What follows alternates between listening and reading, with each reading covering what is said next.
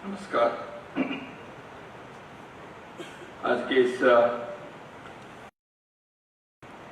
आयोजन में मुख्य अतिथि के रूप में मंच पर आसीन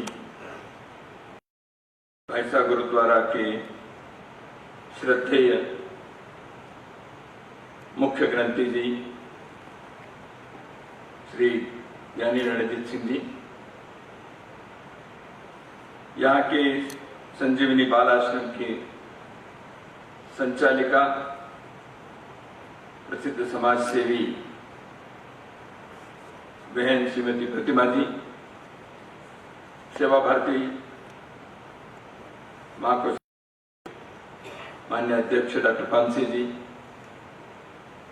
बहन दीप्ति जी, इस कार्यक्रम में सज्जन बंधुओं, माता भगिनी,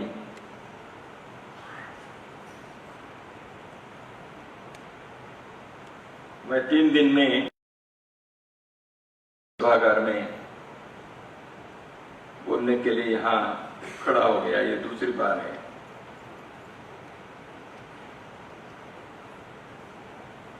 आज के इस कार्यक्रम की पृष्ठभूमि के बारे में तो कहा ही गया है और इस कार्यक्रम के विचार को सूत्र में बहुत महत्वपूर्ण बातों को श्रद्धेय मुख्य ग्रंथी जी ने यहाँ सिख गुरुओं ने, हम सबके लिए गुरु एक विशिष्ट धारा में देश की रक्षा, देश की सेवा करने के किया और उनकी प्रेरणा से आज भी वह कार्य भारत में और विश्व के कई देशों में चल भी रहा है। ऐसे प्रातस्मरणीय गुरु में अत्यंत संक्षेप में महत्वपूर्ण बातों को आपने यहां रखा। मेरे आज का सौभाग्य है, अभी अपने सिख समुदाय के गुरुओं का स्मरण भी हमने किया और इस कार्यक्रम में आने से पूर्व मैं इसी सागर में चातुर्मास में यहाँ चातुर्मास के लिए आए हैं। पूज्य श्री समय सागर जी महाराज जी के दर्शन करके आया। उनके प्रेरणा से क्या क्या सेवा कार्य हो रहा है इसकी भी चर्चा वहां अनुयायियों ने, जैन समुदाय के लोगों ने मेरे पास जानकारी दी। अब यहां सेवा भारती और राष्ट्रीय स्वयंसेवक संघ के कार्यकर्ताओं ने पिछले दिनों कोविड महामारी की प्रथम लहर में लोगों के त्रासदी को दूर करने के लिए जो कार्य किया, उसके एक जानकारी देने वाले चित्रों के, छोटे छोटे लेखों के आंकड़े सहित कुछ विवरण देने के कार्य जो हुआ है उसका लोकार्पण अब कर रहे हैं। मैं भी अभी प्रथम बार इसका दर्शन कर रहा हूं, इसलिए इसमें क्या क्या विशेषता है यह कहना मेरे लिए संभव नहीं है। मुझे लगा बहन दीप्ति जी अपने को दिए हुए समय में भी और कुछ कह सकती थी, लेकिन उन्होंने समय कम लेकर छोटे में पूर्ण कर दिया। लेकिन उनके और उनके साथियों ने जो कार्य किया है यह ध्यान में आता है। बहुत ही लगन से, गुणात्मकता के, प्रतिभा के दृष्टि से और समाज के लिए एक प्रेरणा देने वाले ऐसे एक दस्तावेज, एक डॉक्यूमेंट इस सेवा भागीरथी नामक का पुस्तक में उन्होंने प्रस्तुत किया है। रंगीन चित्र है, विवरण भी है और भिन्न भिन्न प्रकार के सेवा के आयाम जो कोरोना के इस भीषण विभीषिका के दौरान कितने प्रकार के सेवा कार्य करना पड़ा, उसका थोड़ा एक झलक है। यहाँ उपस्थित लोगों में से अधिक लोग इस प्रकार के कार्य में आप लोग भी लगे होंगे और अभी भी कर रहे होंगे, इसलिए आपको कोई जानकारी नहीं है, आप इन सबसे दूर हैं, ये कार्य श्रेष्ठ हो गया, ऐसे दुस्साहस मैं नहीं कर रहा हूं। मैं जानता हूं कि आप भी कई लोग, अधिक लोग और मैं कहूंगा सभी लोग किसी न किसी रूप से इस संकट के कालखंड में अपने से जो बनता है, जो संभव है, उस प्रकार के सेवा कार्य आप लोगों ने भी किया ही होगा। तो हेल्पलाइन सेंटर किए, भोजन वितरण किए, प्लाजा दान किए, रक्तदान किए, काउंसलिंग सेंटर चलाए, के लिए लोगों का प्रबोधन किए, जागरण किए, कोविड केयर सेंटर किए, आइसोलेशन सेंटर खड़ा किए, के लिए प्रयत्न किए, काढ़ा वितरण, सैनिटाइजर वितरण, मास्क के वितरण, इस प्रकार के कार्य हुए। बच्चों की सेवा, महिला, कोरोना के अलावा अन्य जो रुग्ण होते हैं उनके लिए उस समय बहुत संकट का काल था। उनको कोरोना नहीं हुआ है लेकिन उनको कोई और बीमारी है, उस बीमारी की दृष्टि से भी उनकी सेवा भी होनी चाहिए। किसी को रक्त चाहिए, किसी को और कुछ चाहिए, किसी को अस्पताल में बेड चाहिए। तो इसलिए कोरोना के इस महामारी के दौरान केवल कोविड पीड़ित लोगों की सेवा हुई है, किसी भी प्रकार के पीड़ित लोगों की सेवा हुई, क्योंकि उस अभी भी हम पूर्ण रूप नहीं है, तो अभी भी एक शंका है, भय है, तीसरी लहर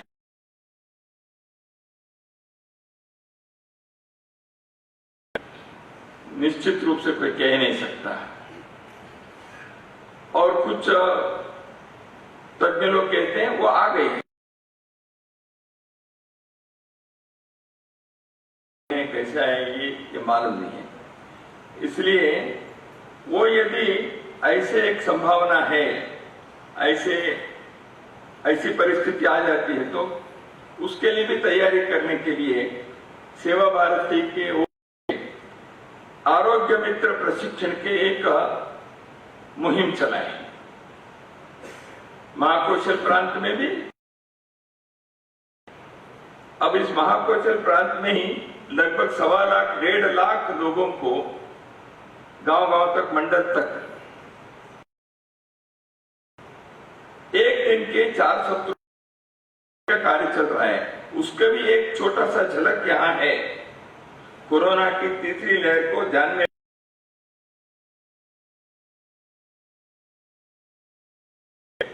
बहुत ही लेटेस्ट अपडेट एक दस्तावेज है।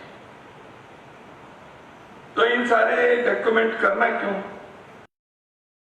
अपने पीठ तक दबाने के लिए, लोगों की प्रशंसा के लिए? क्या गुरुओं ने किया या और कोई सेवा किए, उन्होंने अपने चित्र भी, उन दिनों में कैमरा भी नहीं होता, लेकिन उन्होंने जो सेवा की, ऐसे देश भर में सभी कालखंडों में मानवता की सेवा जिन्होंने की, उनके चित्र कागज पर, मशीन से, यंत्र से नहीं होंगे, लेकिन लोगों के दिलों पर है, इतिहास में दर्ज है और लोगों के लोक गीतों में लोग, इसलिए पीढ़ी दर पीढ़ी उस प्रकार के सेवा कार्य को स्मरण करते हैं, उससे प्रेरणा लेते हैं।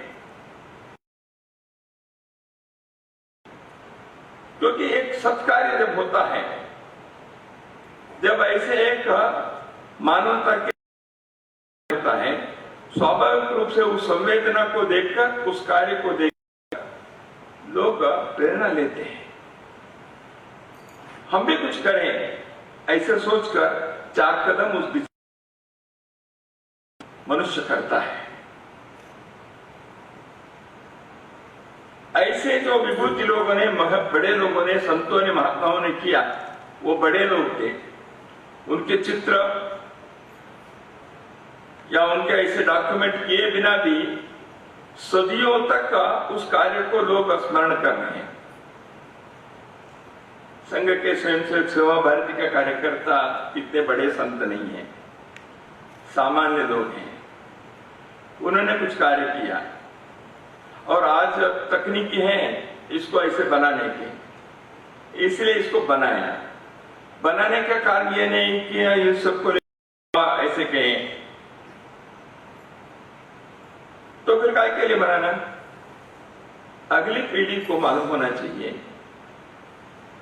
ऐसे जब एक आपदा आती है, समाज में कोई चुनौती होती है, उस समय के तत्कालीन समाज ने ऐसे आपदा को, ऐसे चुनौती को, ऐसे संकट को कैसे उसका सामना किया,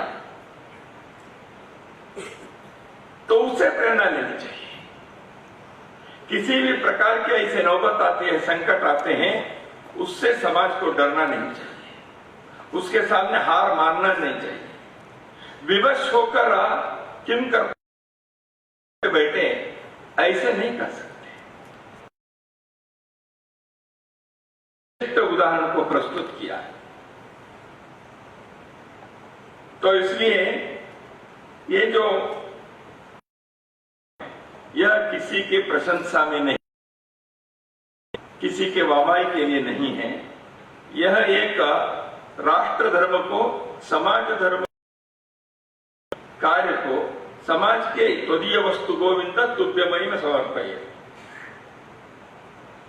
तेरा तुझको समर्पण।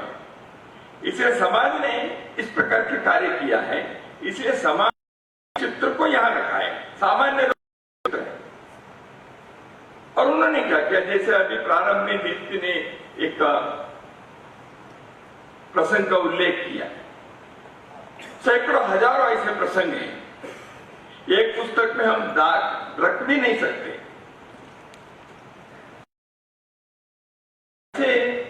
समाज के एक अंतर्शक्ति, समाज के एक संवेदना, समाज के लोगों के सेवा भाव, यह सुप्त रूप में रहता ही है, लेकिन उसको जागृत करना पड़ता है। इसके लिए कोई गुरु, कोई महात्मा, कोई संत, कोई सेवा भारती, कोई सामाजिक कार्य करने वाले, कोई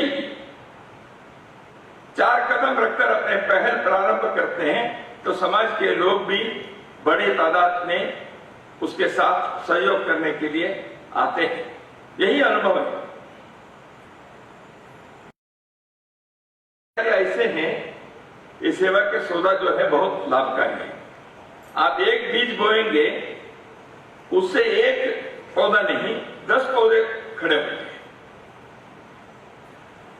क्योंकि समाज में इस प्रकार की भावना है। उसको उजागर करने की, जागृत करने की एक छोटे से एक आवश्यकता होती है, लोग सामने आते हैं। इसलिए सेवा भारती जैसी संस्था हो या किसी भी पंथ संप्रदाय के, गुरुओं के, मठ के, आश्रम के, मंदिरों के, कोई भी हो, ऐसे सेवा कार्य करने के लिए आते हैं। कोई भी अखिल भारतीय काम नहीं करता हूं ऐसे नहीं होते। अपने मोहल्ले में, अपने गांव में, अपने शहर में, अपने एक क्षेत्र में थोड़ा सा काम करें, उससे प्रेरणा लेकर लोग, यही तो हमने देखा। अब इस कोविड के ही थोड़ा सा हम उस तरफ दृष्टि रखेंगे तो देखेंगे तो ध्यान में आएगा। अब देखिए, सेवा के सहयोग की भावना भी है, संकट में रहे हुए लोग भी कैसे रहें,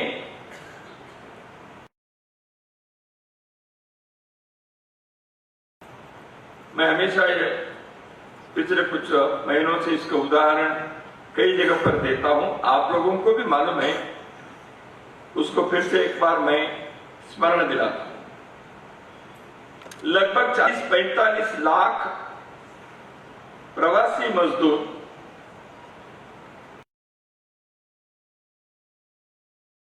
इस दौरान में मुंबई, पुणे, अहमदाबाद के राज्यों से, थोड़ा दक्षिण से भी लोग, वहां कारखाने बंद हो गए, साथ लोग रहते थे, दूरी संभव नहीं थी और गांव में क्या हो रहा है उसकी चिंता थी। गाड़ियां नहीं थी, ट्रेन बंद थे,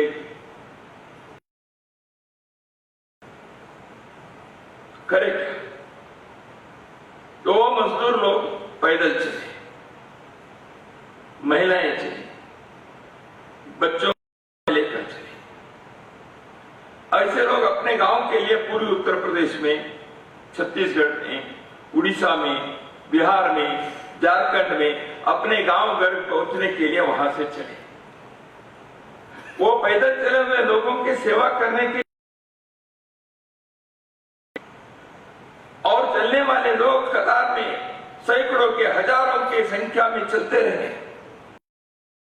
उसे एक भी नारा नहीं लगा किसी के खिलाफ, न व्यक्ति, न सरकार, जमींदार, न उद्योगपति, न पूंजीपति, किसी के खिलाफ किसी ने नारे नहीं लगाए। चुपचाप से, कहीं लूटपाट नहीं की, न खेत में गए, न गांव में, न दुकान के, न होटल के, कहीं भी लूट।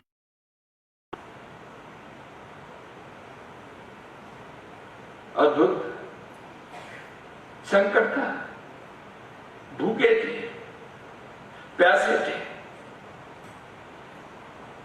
आगे क्या हो,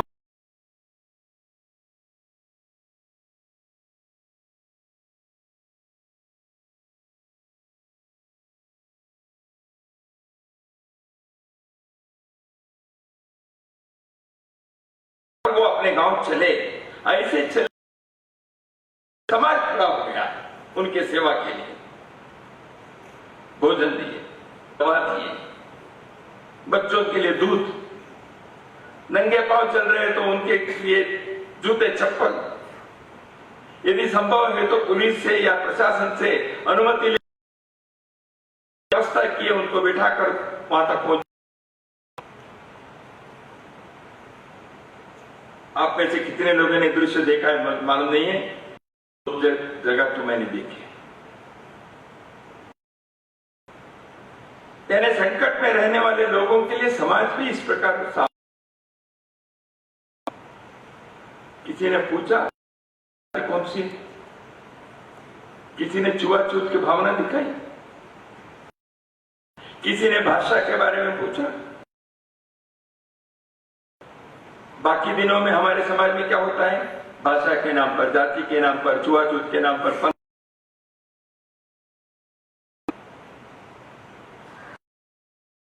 पाने वाले लोग होते हैं। लेकिन जब एक आपदा आई, लोग दूसरों के दुख को, दर्द को देखकर ये अपना दर्द है ऐसे मानकर समाज, इसका कारण कोई सरकार नहीं है, कोई ये नहीं है, ये दैवीय आपदा है, इसलिए किसी के खिलाफ बोलना नहीं चाहिए, ये विवेक।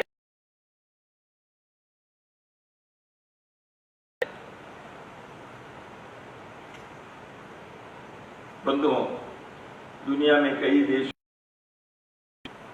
कोरोना के लॉकडाउन की स्थिति में लूटपाट हुए, मिलिट्री बुलानी पड़ी, सेना बुलानी पड़ी।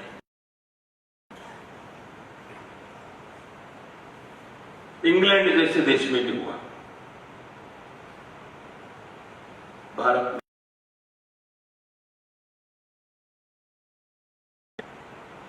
नियंत्रण करने के लिए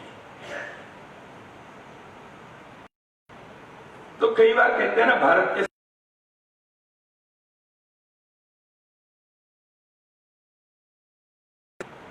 हो सकते हैं आर्थिक दृष्टि से गरीब हो सकते हैं, लगता है कई बार अनुशासन सेंस नहीं है, कम हो सकते हैं, लेकिन उनके अंदर एक ईश्वर भाव है।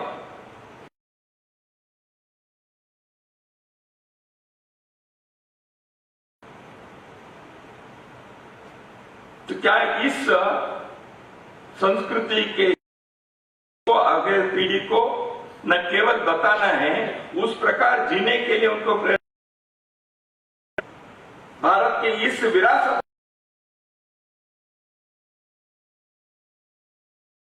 बड़े बड़े शहरों के बड़े महल नहीं होते, इमारतें नहीं होती, मनुष्य निर्मित ये सारी चीजें नहीं होती, लेकिन इस देश के अंदर लोगों ने जिन जीवन मूल्यों पर हजारों वर्षों तक भारत, उसको अगली पीढ़ी को देना चाहिए। यही कार्य है, आगे बढ़ना चाहिए। इसलिए उस दृष्टि से एक दस्तावेज,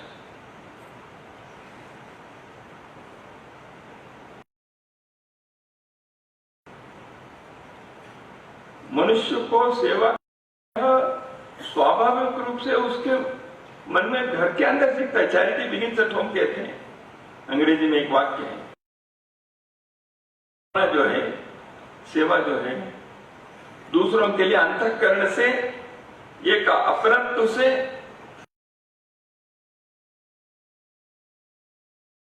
दर्द मेरा है ऐसे मानकर करने के कार्य हम अपने घर से प्रारंभ करते हैं। मेरे भाई से, मेरे बहन, चाचा जी को मैं ईरानी को सेवा, यह संस्कार जब तक हिंदुस्तान के घरों में, परिवार में रहेगा, तब तक भारत के आचरण व्यवहार जो है वह मिसाल के रूप में, उदाहरण के रूप में सदा सर्वदा के लिए प्रस्तुत रह सकता है।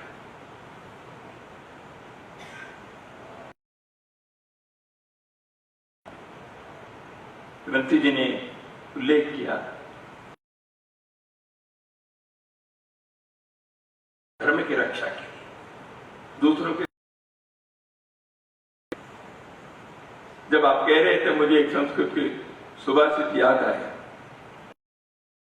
कृपांडी किसी विद्या विवादाय धनम मदाय शक्ति परेशान परिपीडनाय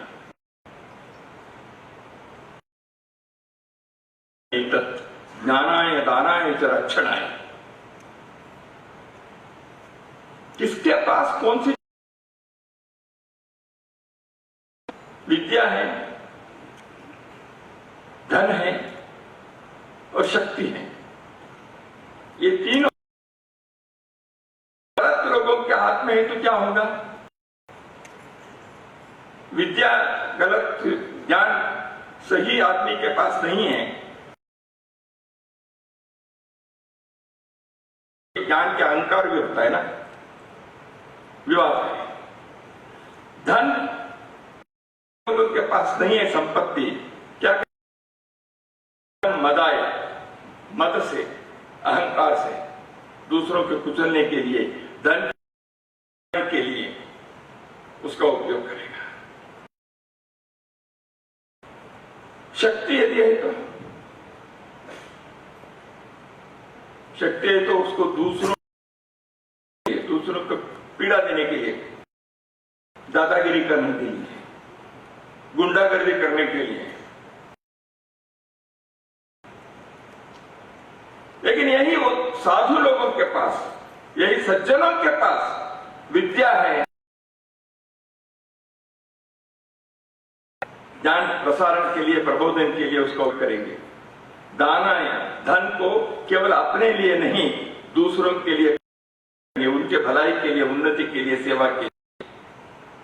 शक्ति दूसरों की रक्षा के लिए उपयोग करेंगे, दानाय दानाय। तो इसलिए आपने जब शस्त्र धारण भी, यह दुर्बलों के, कमजोरों के सेवा के लिए है, परपीड़न के लिए नहीं है। जब शस्त्र धारण करते हैं उसके पीछे के उद्देश्य मानव हित है, लोक कल्याण है, दूसरों को कष्ट देने की इच्छा नहीं है। यह अपनी परंपरा है। इसलिए भारत में सेवा की एक दीर्घ श्रेष्ठ परंपरा है। राम जी के वंश में ही राजा दिलीप थे। उन्होंने नंदिनी की सेवा की, गौ सेवा की।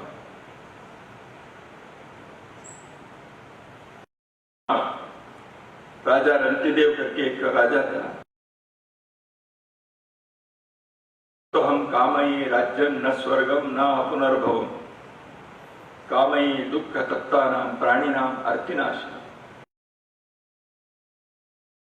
मुझे स्वर्ग नहीं चाहिए, मुक्ति नहीं चाहिए, मोक्ष नहीं चाहिए, तो फिर क्या चाहिए? राज्य भी नहीं चाहिए। मुझे दूसरों के दर्द को दूर करने की इच्छा मेरी है। शारीरिक, मानसिक, बौद्धिक, आध्यात्मिक दर्द होते हैं।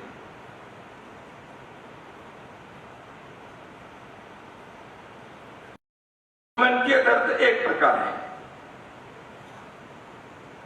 मनुष्य को अन्न चाहिए,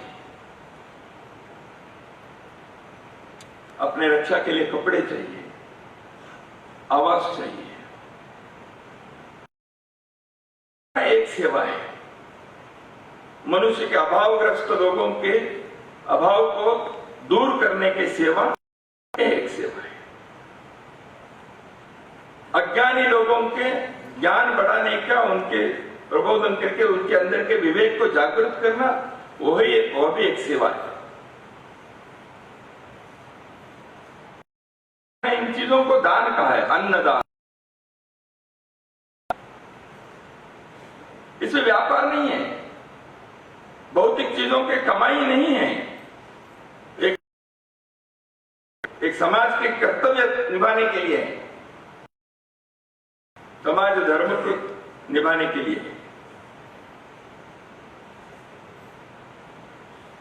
ऐसे ही आगे के आवश्यकता केवल शारीरिक, बौद्धिक या मानसिक नहीं होती, आध्यात्मिक। इसलिए गुरुओं के पास जाते हैं। सब मेरे पास है भौतिक जीवन के, फिर भी मुझे क्यों मंदिर में जाना पड़ता है? फिर भी सब कुछ जो छोड़ चुके हैं, चातुर्मास में आकर बैठे हैं, कुछ भी नहीं है उनके पास। ऐसे के साथ में जाकर साष्टांग प्रणाम क्यों कर रहे हैं? एक आध्यात्मिक आवश्यकता भी मनुष्य को है। इन सारे चीजों को जिसके अभाव है वो वहां जाएगा। अन्न के अभाव है, आध्यात्मिकता का अभाव है। तो इसलिए एक संत ने कहा,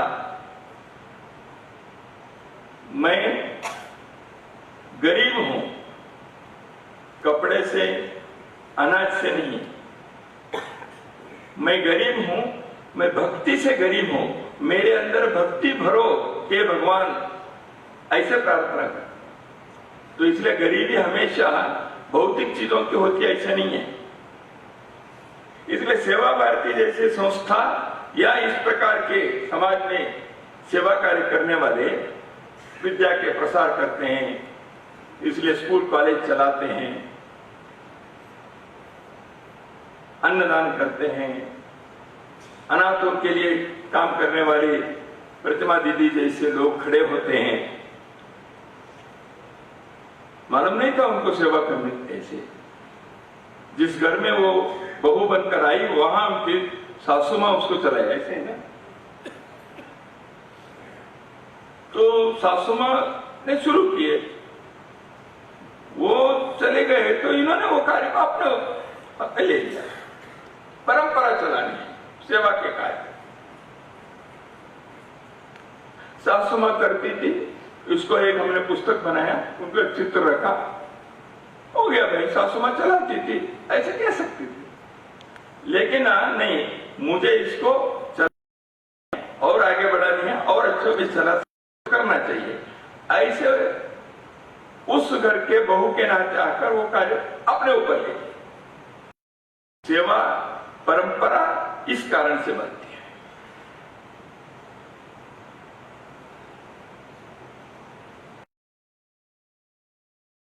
सेवा कार्य जो है, इसमें मनुष्य के कुछ त्याग भावना भी है, करुणा अनुकंपा के भावना से सेवा भाव उत्पन्न होता है। लेकिन ये करुणा अनुकंपा मनुष्य जीवन में आवश्यक है, लेकिन दूसरों के प्रति अनुकंपा करुणा एक अच्छे भाव है, परंतु वो कम दर्जे के, हम देने वाले हैं, हम ऊपर के हैं, इस भाव से करने से वो सेवा नहीं होती। उसके अंदर के ईश्वर इस भाव से करना पड़ेगा, तभी तो वो सेवा कहलाती है। स्वामी विवेकानंद ने कहा, मैं उस ईश्वर की पूजा करता हूं जिनको मूर्ख लोग मनुष्य कहते हैं।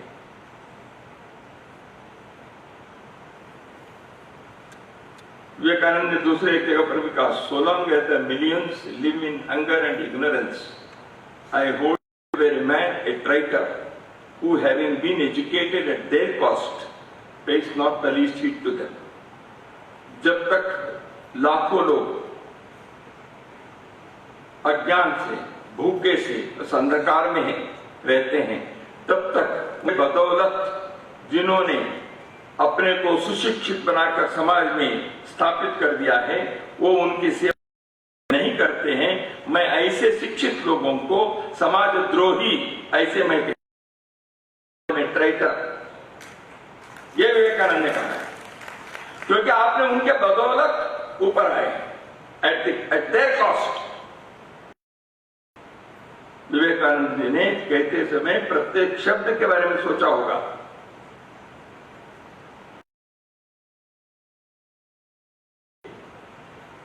सेवा यह एक लक्ष्य भी है, माध्यम भी है। व्यक्ति को छोटा नहीं करना है, उसके अंदर के ईश्वर को जागृत करते करते सेवित लोग भी सेवा करने जैसे वो उस स्थिति पर आए, वो लाने के लिए सेवा है। आज जो सेवा के लाभ लेते हैं, सेवित होते हैं, वो कल जाकर वो भी सेवा, समाज के परिवर्तन के लिए सेवा करें। नहीं तो सेवा करने वालों की एक तादाद, सेवा के लाभ लेने वालों की एक, समाज में हमेशा ऐसा होना है क्या? हाँ, सेवा करने की आवश्यकता पड़ेगी, लेकिन जैसे जैसे उनको अपने पैरों पर, उनको अंदर से उनके जागृत करना पड़ेगा, उनका आत्मविश्वास को जगाना है।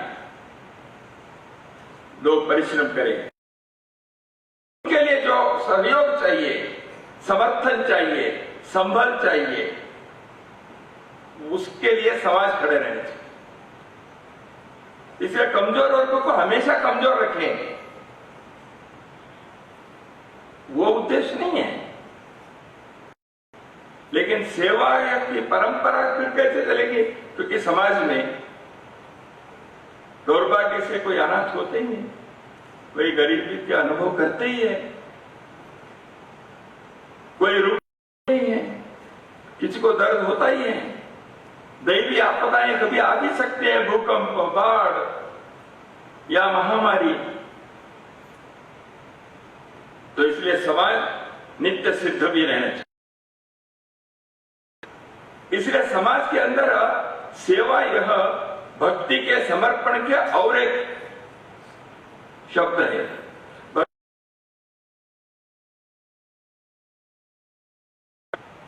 तो इसलिए सेवा भारती ने सेवा ही परमो धर्म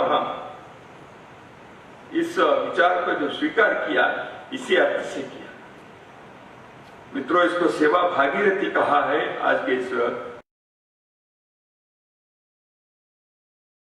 जानते हैं गंगा जी हैं।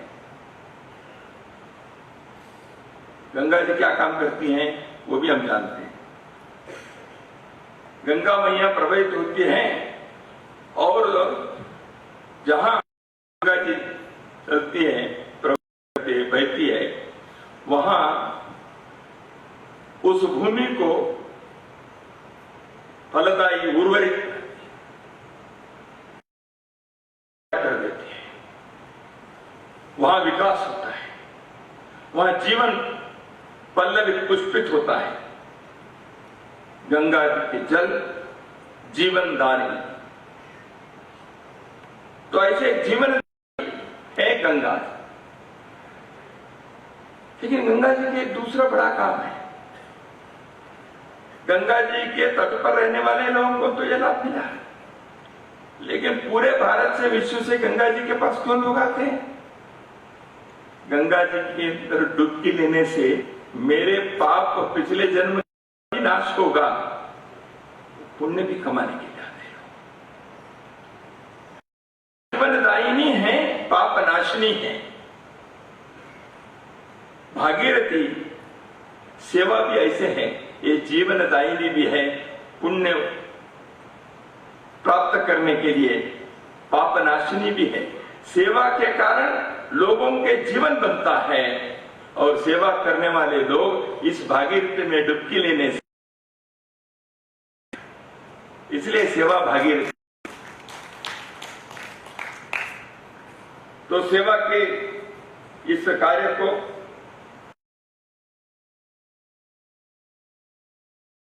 क्या अब संस्था बनाकर, पुस्तक छापकर, साहित्य देकर, भाषण देकर करने के काम होना चाहिए। समाज में प्रेरणा मिलनी चाहिए। उद्देश्य है हर घर सेवा केंद्र बने।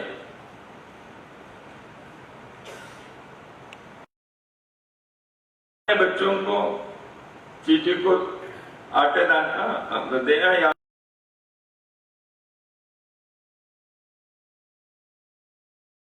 पानी रखना, पानी देना,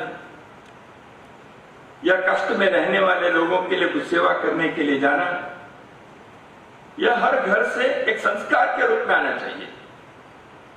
हम बच्चों को सिखाते ही हैं, अच्छा पढ़ाई करो, अच्छे ग्रेजुएट बनो, यूनिवर्सिटी में अच्छे करो, तुम कोई डांस संगीत सीखो, ये बनो वो बनो। ये सब जीवन में उनको सिखाना चाहिए, क्योंकि उनके व्यक्तित्व बढ़ना चाहिए। वो अच्छे स्थान पर जाएं, प्राप्त करें, धन कमाएं, ये सब हमको सिखाने चाहिए। अच्छे मार्ग पर चलें, लेकिन हमको वो भी तुमको इस समाज के लिए ऋण भी चुकाना है। तो इस हर घर में निर्माण करने वाली बातचीत, सेवा भाव को निर्माण करने वाले व्यवहार,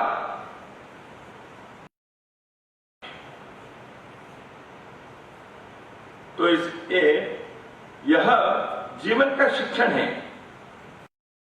विद्यालय के पाठ्यक्रम में उसको देना ही चाहिए, ऐसे नहीं देना चाहिए, देना ही चाहिए, ऐसे नहीं।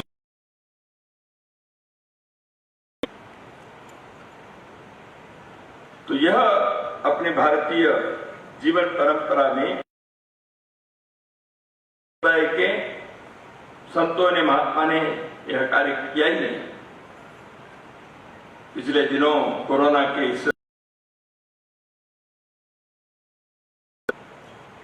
एक दो उदाहरण जो आपने बताया, यदि ऐसे उदाहरणों के भी संग्रह किए तो हजारों ऐसी कहानी है। सामान्य लोगों ने भी देश सेवा भारती के राष्ट्रीय स्तर उन्होंने एक पुस्तक लिखा, संवेदनशील भारत की सेवा गाथा। अभी 3 दिन पहले दिल्ली में उसका लोकार्पण हुआ। ये कहानी कहने के लिए सामान्य लोगों ने कैसे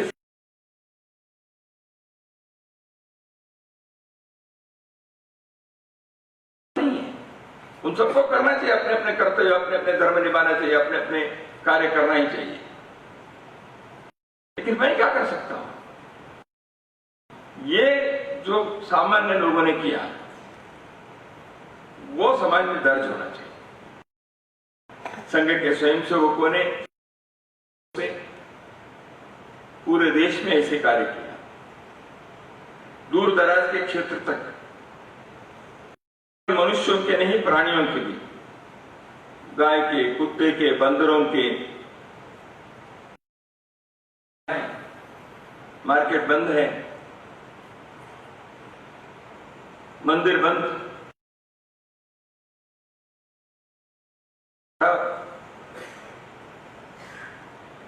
कार्यकर्ता ने सोचा कि ये इसके लिए भी कुछ करना चाहिए, लोगों ने भी सहायता की।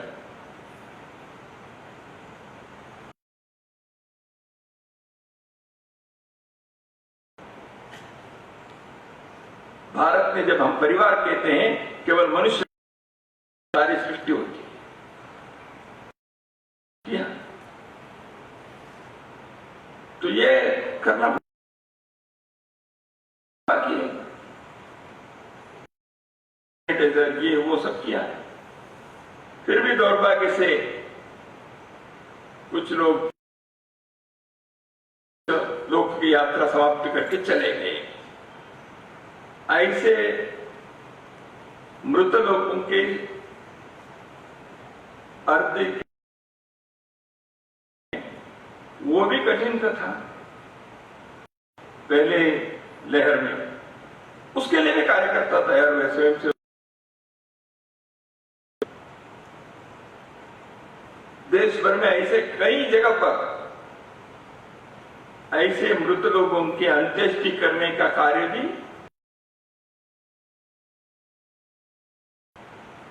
मित्रों कठिन था।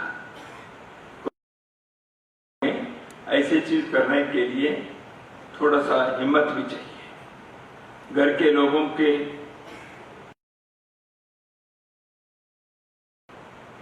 लोग कहेंगे आप तुम वहां जाओ,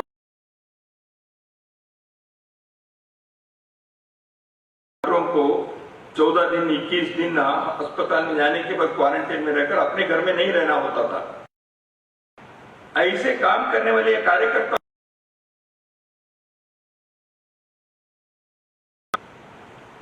ये सेवा कार्य करने के बाद 14 दिन क्वारंटाइन में रहना उनको, क्योंकि इस प्रकार के काम किया उन्होंने, पीपी पहन कर किए, दूसरों के टेस्टिंग किए। कहने वाले लोग उनके कर्ज होगा ये विचार नहीं किया।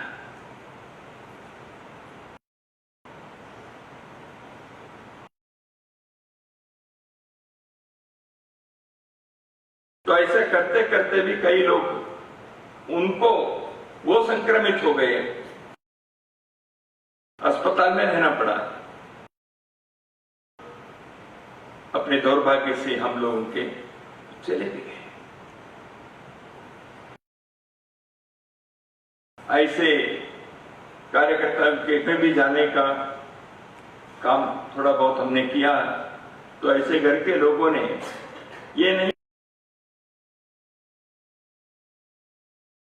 बच जाते नहीं कहा।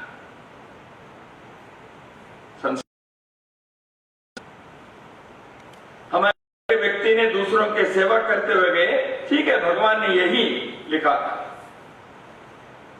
जो हुआ वो स्वीकार है। तो ऐसे सामान्य लोगों ने असामान्य कार्य किया और आगे भी कई प्रकार की आपदाएं, संकट, चुनौतियां किसी प्रकार के समाज जीवन में, तो ऐसे समाज यदि तैयार रहता है, सिद्ध रहता है, ऐसे संस्कार लेकर आगे बढ़ता है, सामूहिकता के भाव लेकर आगे बढ़ता है, एक समर्पण की दृष्टि को लेकर आगे बढ़ता है, भारत खड़ा रह सकता है।